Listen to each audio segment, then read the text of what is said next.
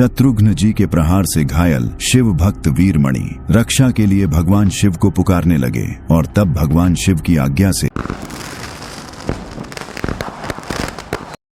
वीरभद्र ने युद्ध भूमि में आकर त्राही त्राही मचा दिया। पर जब वीरभद्र द्वारा भरत जी के पुत्र पुष्कल का संहार हुआ तो हनुमान जी अत्यंत ही क्रोध से तमतमा उठे। फिर जब हनुमान जी वीरभद्र पर भारी पड़ने लगे तो क्रोधित होकर भगवान शिव स्वयं युद्ध भूमि में आ गए और अत्यंत ही क्रोध में आकर भगवान शिव ने अपने प्रलयंकारी त्रिशूल से हनुमान जी पर प्रहार कर दिया। पर वे शायद ये भूल गए कि हनुमान जी श्री राम के प्रिय और उनके ही रुद्र अवतार हैं और तभी हनुमान जी ने अपना विकराल मुख खोलकर जो किया उसे भगवान शिव भी आश्चर्य से देखते ही रह गए। दरअसल देवपुर के राजा वीरमणि के राज्य में अचानक एक दिन बहुत ही तफरी मच गई। चारों ओर लोग इधर उधर भाग रहे थे, यहाँ तक कि आकाश में भी अंधेरा छा गया। पर अभी तक राजा वीरमणि को कुछ समझ ही नहीं आ रहा था कि ये सब क्या हो रहा है। राजा ने तुरंत एक आपातकालीन राज्य सभा का आयोजन किया, पर राजा वीरमणि की तरह ही किसी को कुछ भी समझ नहीं आ रहा था कि ये सब क्या और क्यों हो रहा है।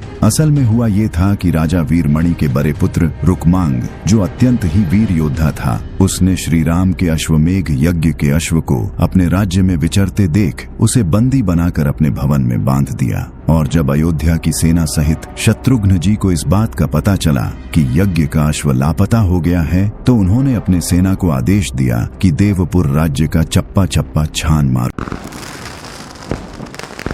इधर राजा वीरमणि को भी पता चला कि अयोध्या के अश्वमेघ यज्ञ का अश्व उनके राज्य में ही कहीं गुम हो गया है, तो उन्होंने अपने सेनापति को आदेश दिया कि यज्ञ के अश्व को कहीं से भी ढूंढा जाए। पर तभी वहां युवराज रुक्मांग आ गए और उन्होंने बताया कि यज्ञ का अश्व उन्होंने अपने भवन में बांध के रखा हुआ है क्योंकि वे अयोध्या की अधीनता स्वीकार नहीं करना चाहते। राजा वीरमणि ने उन्हें बहुत समझाया, पर रुक्मांग ने उनको कहा कि हम वीर हैं और स्वतंत्रता हमारा अधिकार है। और फिर सबने श्री राम की सेना से युद्ध करने का निश्चय कर लिया। उधर जब शत्रुघ्न जी को यह पता चला कि यज्ञ के अश्व को राजा वीरमणि के पुत्र रुक्मांग ने ही बंदी बनाया है तो शत्रुघ्न जी के क्रोध का ठिकाना न रहा और उन्होंने तुरंत राजा वीरमणि पर आक्रमण का आदेश दिया। पर तभी हनुमान जी ने शत्रुघ्न जी से कहा कि हमें राजा वीरमणि के राज्य पर सोच समझकर आक्रमण करना चाहिए क्योंकि उन्हें जीतना महाकाल को जीतने के समान होगा। हनुमान जी की ये बात सुन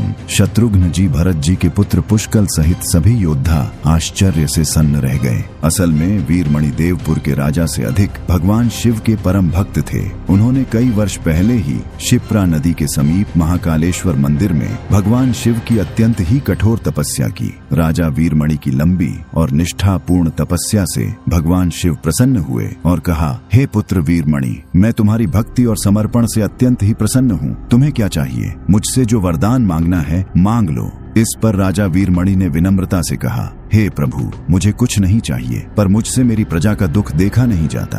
आप बस मेरी प्रजा की समृद्धि और सुरक्षा का ही वरदान दें। इस पर भगवान शिव ने कहा, वीरमणि, मैं स्वयं तुम्हारे राज्य की रक्षा करूंगा। अब तुम चिंता त्याग कर अपने राजमहल जाओ। तभी से राजा वीरमणि का राज्य अजेय हो गया। जब भी कोई शत्रु देवपुर पर आक्रमण करता तो भगवान शिव की आज्ञा से शिवगण ही उसे परास्त कर देते और इसी कारण से युवराज रुक्मांग ने श्री राम के क्रोध से भयभीत हुए बिना यज्ञ के अश्व को बंदी बना लिया। उधर हनुमान जी के समझाने पर शत्रुघ्न जी ने कहा, हम पराजय के भय से कर्तव्य से मुख नहीं मोड़ सकते और अयोध्या की विशाल सेना ने देवपुर पर आक्रमण कर दिया। हनुमान जी को भगवान शिव द्वारा राजा वीरमणि को मिले वरदान का ज्ञान था, इसीलिए उन्होंने युद्ध से पहले संधि का अवसर देना उचित समझा। वे राजा वीरमणि के समक्ष पहुंचे और गंभीर स्वर में बोले, हे महाराज, आपके पुत्र ने प्रभु राम के अश्व को रोककर बहुत बड़ी भूल की है। हम श्री राम की ओर से आपको संधि का अवसर देते हैं। आप यज्ञ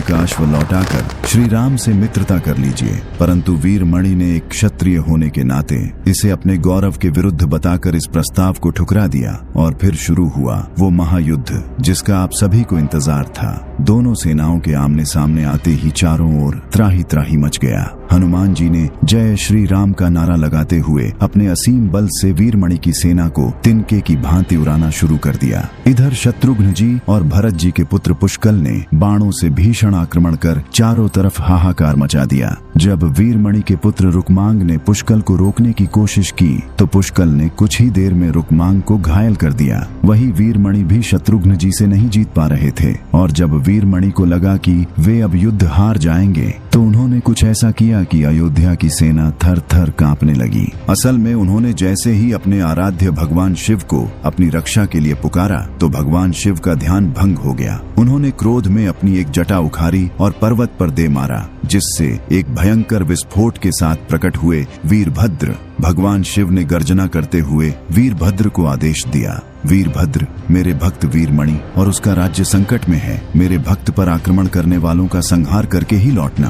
भगवान शिव की आज्ञा पाकर वीरभद्र युद्ध भूमि में जा पहुंचे और अपनी 6 भुजाओं में प्रलयंकारी शस्त्रों के साथ शत्रुघ्न जी की सेना पर काल बनकर टूट पड़े। वीरभद्र की एक दहाड़ से ही श्री राम की सेना भयभीत होकर भागने लगी। यह देख भरत जी के पुत्र पुष्कल वीरभद्र को रोकने के लिए उनके बीच में आ गए, पर तभी एक भयंकर गर्जना के साथ वीरभद्र ने पुष्कल का सर उनके धड़ से अलग कर दिया। इस पर शत्रुघ्न जी क्रोध में आकर वीरभद्र से युद्ध करने लगे, पर अंत में वीरभद्र के प्रहार से वे भी मूर्छित हो गए। शत्रुघ्न जी को मूर्छित और पुष्कल को मृत देख हनुमान जी का शांत और सौम्य मुखमंडल प्रलयंकारी तेज से धधक उठा। वे क्रोध से गरजते हुए अपना रूप अत्यंत ही विकराल करने लगे। इसे देख वीरभद्र भी अपना आकार बढ़ाते हुए दहाड़ने लगे। अपनी गदा लेकर हनुमान जी सीधा वीरभद्र के सामने पहुंचे और क्रोध से गरजते हुए बोले, हे वीरभद्र, तुमने प्रभु श्री राम के कार्य में रुकावट पैदा करने का साहस कैसे किया? मेरे प्रभु के भतीजे पुष्कल का वध करके तुमने अपनी मृत्यु को आमंत्रित किया है।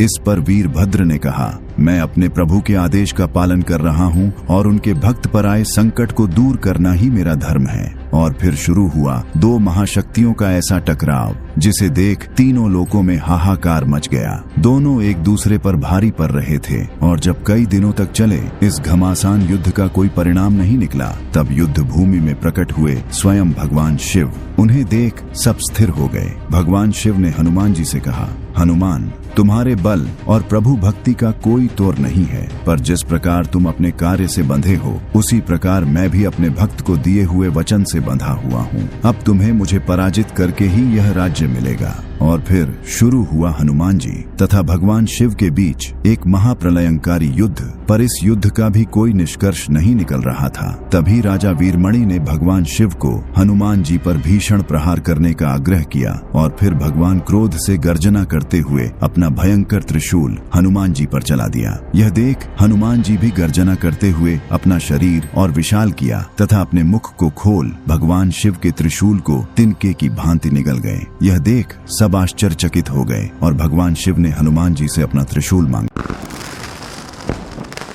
इस पर हनुमान जी ने जब उन्हें वो त्रिशूल अपने मुख से निकालकर भगवान शिव को दिया तो हनुमान जी के पराक्रम से प्रसन्न होकर शिव जी ने उन्हें वरदान मांगने को कहा। इस पर हनुमान जी ने पुष्कल के जीवन दान और शत्रुघ्न जी की मूर्छा से मुक्ति का वरदान मांग लिया। और जैसे ही शत्रुघ्न जी तथा पुष्कल जी स्वस्थ हुए, युद्ध पुनः आरंभ हो गया। अब शत्रुघ्न जी भगवान शिव से युद्ध करने लगे और जब उनको लगा कि वे भगवान शिव को नहीं जीत सकते तो उन्होंने तुरंत भगवान राम का स्मरण किया और तभी युद्ध भूमि में प्रकट हुए श्री राम। श्री राम को देखते ही भगवान शिव ने उन्हें प्रणाम किया और उनके शरण में चले गए और अपने भक्त वीरमणि से कहा, ये तो मेरे भी स्वामी है, युद्ध की भावना त्याग कर तुम इनके शरण में जाओ। वीरमणि ने यज्ञ का अश्व श्री राम को लौटाने के साथ साथ अपना राज्य भी उन्हीं को सौंप दिया और इस तरह यह महायुद्ध समाप्त हुआ। और इस वीडियो में देखिए कि जब यमराज ने हनुमान जी की माता अंजना के प्राण हर लिए और जब हनुमान जी द्वारा माता अंजना के प्राण मांगने पर यमराज ने हनुमान जी पर ही यमदंड से प्रहार कर दिया